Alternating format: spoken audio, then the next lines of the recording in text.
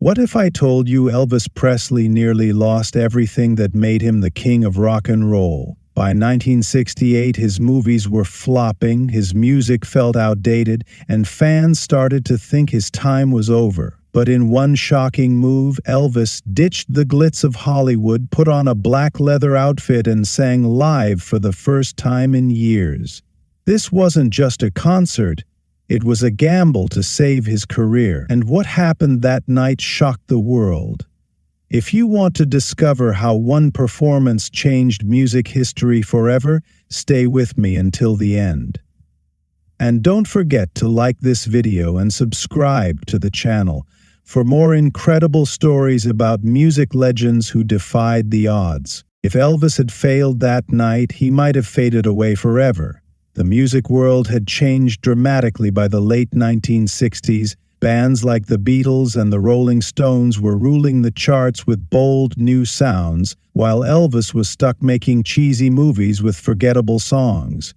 Fans were growing increasingly bored, critics had written him off, and even his manager Colonel Tom Parker continued pushing him to keep playing it safe with formulaic films and soundtracks. But Elvis knew the uncomfortable truth. If he didn't prove he still had that raw energy and talent that first made him a star, he'd become nothing more than a relic of the 1950s, a nostalgic footnote in music history.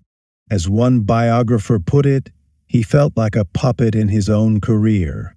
Elvis was tired of being controlled, tired of making decisions based on commercial safety rather than artistic integrity. The 1968 comeback special wasn't just another television appearance. It was his last shot to remind the world why he was called the King. And the stakes couldn't have been higher. Everything he had built over his career was hanging in the balance. One misstep, one poor performance, and Elvis Presley might have joined the ranks of forgotten stars who couldn't evolve with the times. To understand just how significant this comeback was, we need to look at how Elvis lost his crown in the first place. After dominating both music and movies in the 1950s with his revolutionary performances and chart-topping hits, Elvis's career had taken a dramatic turn. His military service from 1958 to 1960 had already interrupted his momentum, but what followed was even more damaging to his artistic reputation. Throughout the 1960s, Elvis became trapped in a cycle of lightweight films like Blue Hawaii, Fun in Acapulco, and Viva Las Vegas, movies that critics dismissed as predictable and cookie-cutter.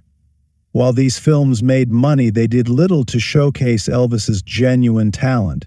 The soundtracks featured songs that were commercially safe but artistically uninspiring. Fans who had once been electrified by the fiery performer who danced wildly on television and belted out hits like Jailhouse Rock were now presented with a watered-down, sanitized version of their idol. While the music landscape had evolved dramatically, psychedelic rock was taking over. Bands were experimenting with new sounds, and socially conscious lyrics dominated the charts. Artists like Jimi Hendrix, The Doors, and Jefferson Airplane were pushing boundaries, while Elvis seemed increasingly out of touch, trapped in a Hollywood machine that prioritized profit over passion. His friend Jerry Schilling later admitted Elvis hated those movie scripts. He wanted to perform live again, to feel the crowd's energy. But breaking free from the established pattern wasn't easy.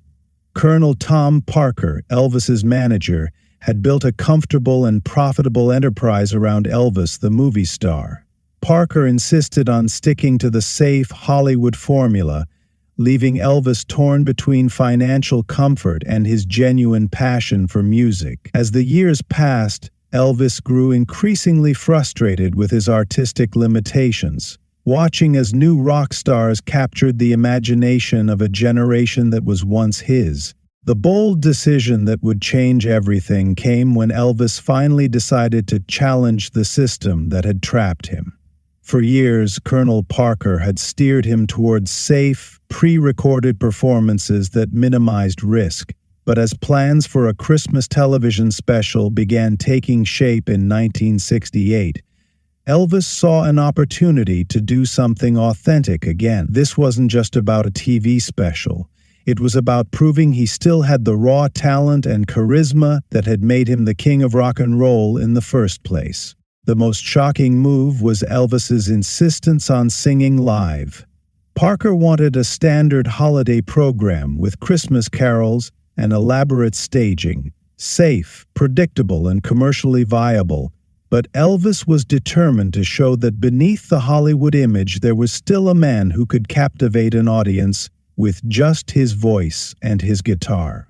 Producer Steve Binder, who was brought in to direct the special, became an unexpected ally in Elvis's quest for artistic rebirth. Binder saw what many had forgotten: the genuine magnetism and talent that made Elvis a star in the first place. What made this decision even more remarkable was the simplicity of the approach.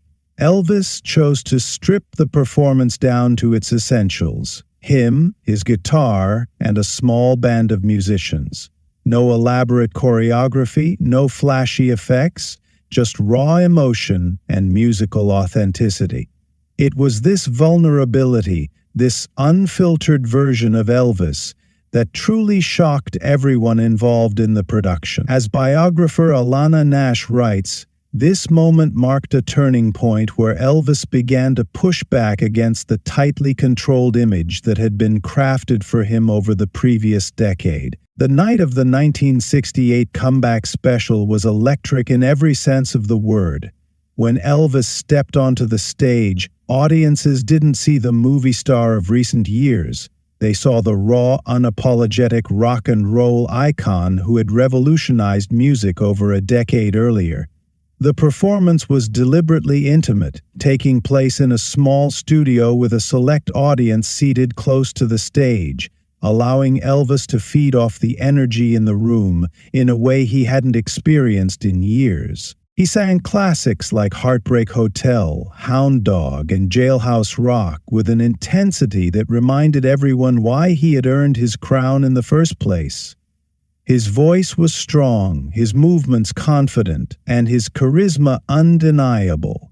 One of the most iconic visual elements of the special was Elvis's famous black leather outfit. This wasn't just a fashion choice. It symbolized Elvis's return to his rebellious roots, a stark contrast to the colorful, often garish costumes he had worn in his films. As producer Steve Binder recalled years later, Elvis was notably nervous before taking the stage.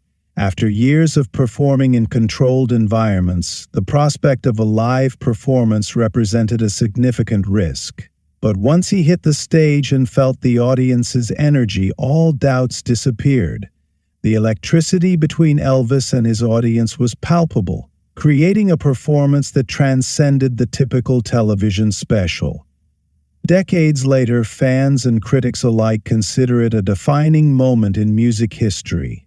The night Elvis fought back against doubts, critics, and his own insecurities to reclaim his throne. The reaction to the 1968 comeback special was nothing short of extraordinary.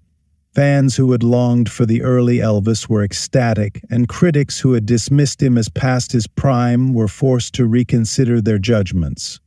One Variety reporter wrote, "Elvis has re-established himself as a force to be reckoned with," while other publications praised his electrifying performance and renewed artistic vigor. The special achieved the highest ratings for NBC that season, proving that public interest in Elvis remained strong when he was allowed to showcase his genuine talent. More importantly, the special revitalized Elvis's entire career. Shortly afterward, he returned to serious music making with renewed purpose. His recording sessions at American Sound Studio in Memphis produced hits like Suspicious Minds and In the Ghetto, songs that showed a mature artist engaging with contemporary sounds while maintaining his distinctive voice. These recordings returned Elvis to the top of the charts, proving that he could still create relevant music in a rapidly changing landscape. The success of the comeback special also led to Elvis's return to live performances, beginning with his legendary Las Vegas residency in 1969. After years away from the stage, Elvis embraced live performance with a passion that surprised even his closest associates. His concerts became legendary events, combining the raw energy of his early years with the musical sophistication he had developed over time. Biographer Peter Guralnick has written extensively about how the special reignited public interest in Elvis as a genuine artist, rather than merely a celebrity. This marked a significant shift in his career trajectory, allowing him to escape the constraints of his movie contracts and explore more meaningful artistic expression. The comeback special proved that Elvis still had the magic that had made him a legend, and his career now entered a new phase of creative renewal. Now, I want to hear from you. What do you think about the bold choices Elvis made that night? Were you surprised by his decision to defy expectations and take control of his career? How do you think this moment shaped the rest of his legacy? Join the conversation in the comments section below. Whether you're a lifelong Elvis fan or just discovering his incredible story, we'd love to know how this performance resonates with you. If you enjoyed this video on how Elvis Presley reclaimed his crown with the 1968 comeback special, please hit that like button and subscribe to our channel for more fascinating stories about music legends who defied the odds. Don't forget to hit the notification bell so you never miss an upload. Thanks for watching, and I'll see you in the next video.